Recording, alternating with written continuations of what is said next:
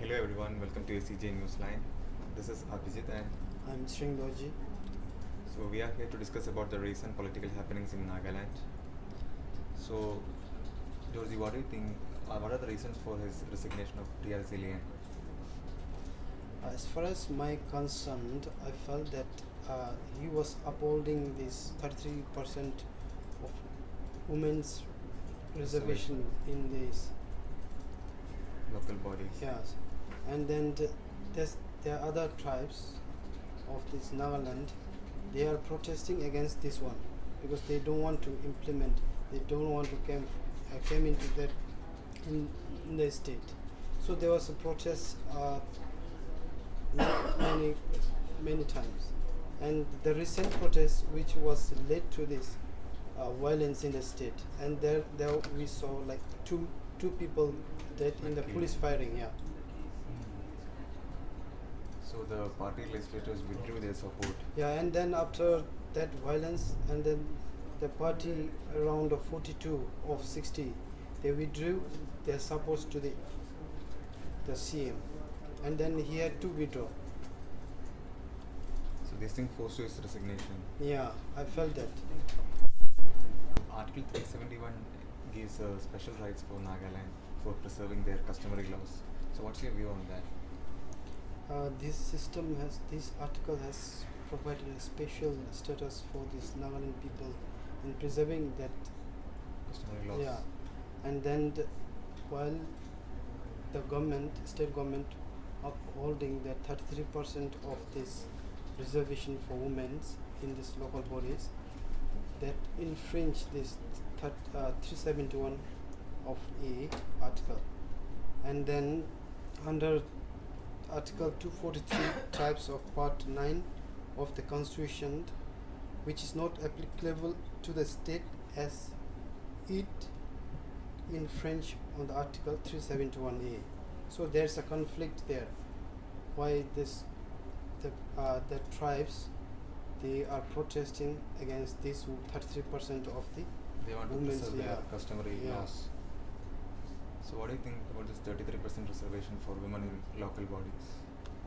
So I felt like there should be some space, some kind of reservations for the women, because the government is focusing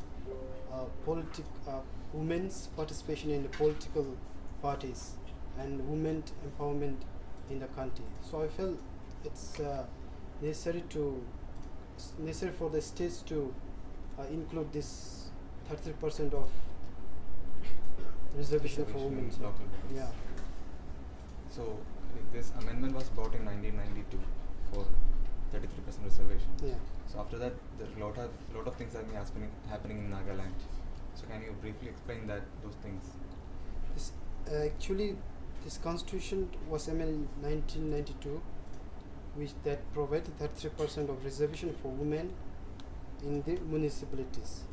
But in Nagaland, which passed its Municipal and Town Council Act in 2001, which didn't include the provision and held the lower bodies in 2004 without providing the mandatory rights to the women. Later in 2005, Guwahati High Court directed the Nagaland to include this women's reservation, and then the state government amended its municipal act again and include the provision there. And later the state government couldn't conduct the free election to local bodies in 2009 due to the opposition from the tribal groups. And then this movement led by the Nagaland Mothers Association, they write a petition against this to the High Court, seeking intervention. In October 2011, the single bench of court directed the state government to hold the local bodies polls with reservation by January 20, 2012.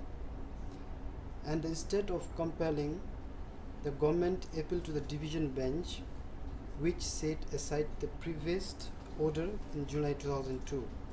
This was followed by resolution passed in the Nagaland Assembly in September 2012, which concluded Article 243 of T under Part 9 Constitution, which is not applicable to the state as it infringe on Article 371A. So this 371A enjoys a special status under. This women group filed a petition against the division bench order of the Guwahati High Court and the Nagaland Assembly. And in April last year, the Apex Court admitted the petition, which contained that 74th Amendment of the Constitution, which provided for 33% of reservation to the women in municipalities, supersedes Article 371A and state the division bench order. And last year, a series of discussion between this former ministers, state government, and the Joint Action Committee for Women's Rights, and relating to the voting rights, the reservation, and nomination to the local bodies. The Naga People Front, led by Democratic Alliance of Nagaland Government and TRZL, and held a series of talks with these tribes, with the male-dominated traditional organization of around 116 major tribes, inviting necessary steps, inviting necessary suggestions, like in relation to this municipal act, and which including the women's reservation in the state, where these tribes, they refuse to accept this reservation for women in the local bodies, citing this Article 371.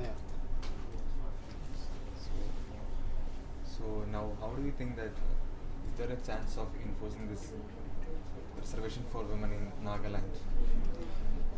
But after coming this new CM, but I don't think it will be able to hold this constitution, like 33% of this for reservation for women. But as far as I concerned, the women led by that Naga Mothers Association, they had been battling since 1990s, and whether the government uphold this one or not, this women, the association group, will continue battling for this 33% of reservation for women's right in Nagaland. So I feel it will continue fight for this reservation. Also, there is no opposition in the assembly. And then there is also no opposition in assembly to raise the issue. To raise the issue in the assembly, because all 60 members were all part of this ruling party. So we have to see whether this reservation for 33% of reservation for women will be there in the Nagaland. So thank you for watching. This is Abhijit signing off with Srindoji. Thank you.